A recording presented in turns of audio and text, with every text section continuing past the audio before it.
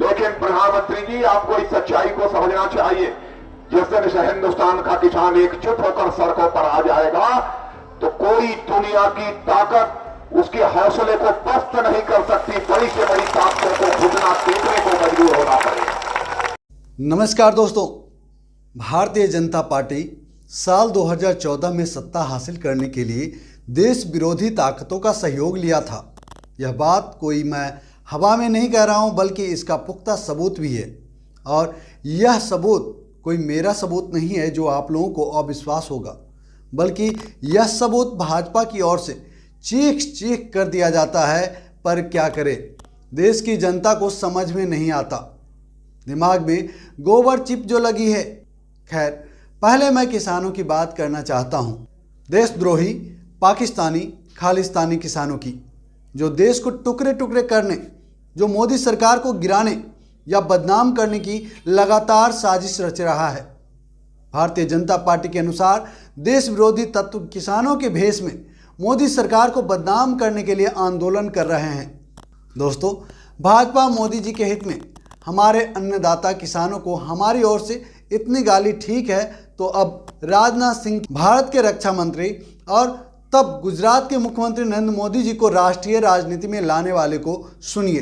नरेंद्र मोदी को प्रधानमंत्री बनाने के लिए 2013 में हो रहे किसान आंदोलन को अपना समर्थन देते हुए क्या कह रहे हैं राजनाथ सिंह। मेरी जानकारी में यह नहीं था कि यहां पर कोई धरना चल रहा है,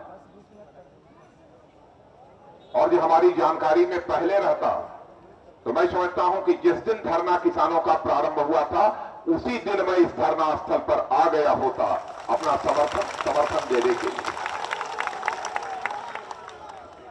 हम कभी यह नहीं देखते हैं किस पार्टी का, किस संगठन का कोई आंदोलन है अथवा कार्यक्रम है।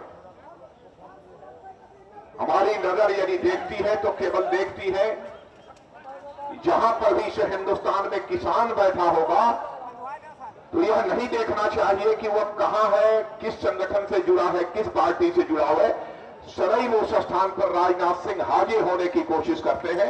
और आज मुझे आप सब लोगों के बीच में आने का जो अवसर प्राप्त हुआ है,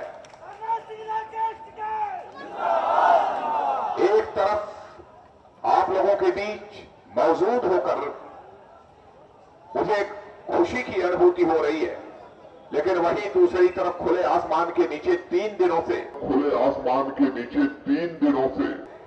आपको धरना देना पड़ रहा है। यह बेहद तकलीफ की बात है। सोचिए, 3 दिन ही चला था किसान आंदोलन, तभी राजनाथ सिंह खींचे चले गए, कलेजा फटने लगा। और पिछले साल पूरी दुनिया ने देखा, 1 साल से ज्यादा दिनों तक ठंडी, गर्मी, बरसात, आंधी, तूफान में दिल्ली की सभी सीमाओं पर भारत के अन्नदाता किसान तकलीफ सहते रहे। और राजनाथ सिंह जी, आपकी किसानों के समर्थन से बनाई सरकार उन्हीं किसानों के आंदोलन में बनी उनकी टेंट में एसी और फ्रिज खोज रहे थे, उसे आतंकी खालिस्तानी कहलवा रहे थे। खैर, मोदी जी या उनकी चट्टानी सरकार को कोई फर्क नहीं पड़ता, इसलिए तो 600 किसानों की मौत पर भी इनका कलेजा नहीं पसीजा। अगर उत्तर प्रदेश चुनाव नहीं होता तो ये अपने 3 काले कारनामे कदापि वापस नहीं लेते। इसलिए संघी मानसिकता के पथरीले इंसान नरेंद्र मोदी, जो छोटी छोटी बातों पर रोने का ढोंग करते हैं, सैकड़ों किसानों की हत्या के बाद भी पीछे नहीं हटे। इसलिए हम चाहते हैं कि राजनाथ सिंह इन्हें कुछ समझाए ताकि समय रहते सुधर सकें। इतने दिन हो गए, बगल में संसद है, निश्चित रूप से प्रधानमंत्री जी को खुफिया विभाग के द्वारा जानकारी प्राप्त हो चुकी होगी, लेकिन उन्होंने किसी को भेजकर क्या समस्या है, क्या मांग है, यह भी जानने की जहमत नहीं उठाई। लेकिन प्रधानमंत्री जी, आपको इस सच्चाई को समझना चाहिए, जिस दिन से हिंदुस्तान का किसान एकजुट होकर सड़कों पर आ जाएगा तो कोई दुनिया की ताकत उसके हौसले को पस्त नहीं कर सकती। बड़ी से बड़ी ताकतों को घुटना टेकने को मजबूर होना पड़ेगा।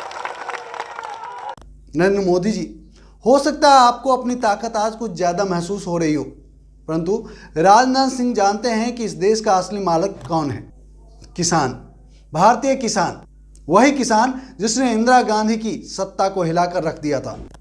दोस्तों, अब वीडियो के अंत में मैं आपको बताता हूं कि कैसे बीजेपी असामाजिक तत्वों, देश विरोधियों, खालिस्तानियों, पाकिस्तानियों के साथ तब की मनमोहन सरकार के खिलाफ साजिश किया, देश विरोधी गतिविधियों को अंजाम देकर सत्ता हासिल किया। किसान यूनियन के संयोजक इस आंदोलन के श्री अजमेर सिंह जी लाखोवाल, श्री राकेश जी टिकैत, श्री बलवान सिंह जी लंबरदार, श्री दीवान चंद जी चौधरी, श्री राजपाल जी शर्मा और अभी अभी जिनका भाषण आप सुन रहे थे श्री युद्धवीर सिंह जी, श्री नरेश सिंह सिरोही, सुश्री चुक्की नजुदा स्वामी कर्नाटका से, शैला मुथु तमिलनाडु से, यहाँ उपस्थित मेरे सभी सम्मानित बहनों एवं भाइयों, कल संभव। दोस्तों, आप सबको ये जो राजनाथ सिंह जी का तमाम वीडियो में दिखाया, इसमें वही सब किसान नेता हैं जो आज की मोदी सरकार से अपनी मांग मनवाने के लिए आंदोलन कर रहे हैं, और सरकार, उसके मंत्री, नेता और तो और उनके गोबर भक्त कार्यकर्ता भी इन किसानों को, इन किसान नेताओं को देश विरोधी, आतंकी, खालिस्तानी और पता नहीं क्या क्या कह जाते हैं। यहाँ उपस्थित मेरे सभी सम्मानित बहनों एवं भाइयों, कल संभवतः राकेश जी, हमारे युद्धवीर सिंह जी मुझसे मिलना चाहते थे, लेकिन यह जानकारी मुझे आज प्रातःकाल हो पाई, और प्रातःकाल जब जानकारी हुई तो मैंने टेलीफोन मिलाकर युद्धवीर सिंह जी से बात किया। मेरी जानकारी में यह नहीं था कि यहां पर कोई धरना चल रहा है,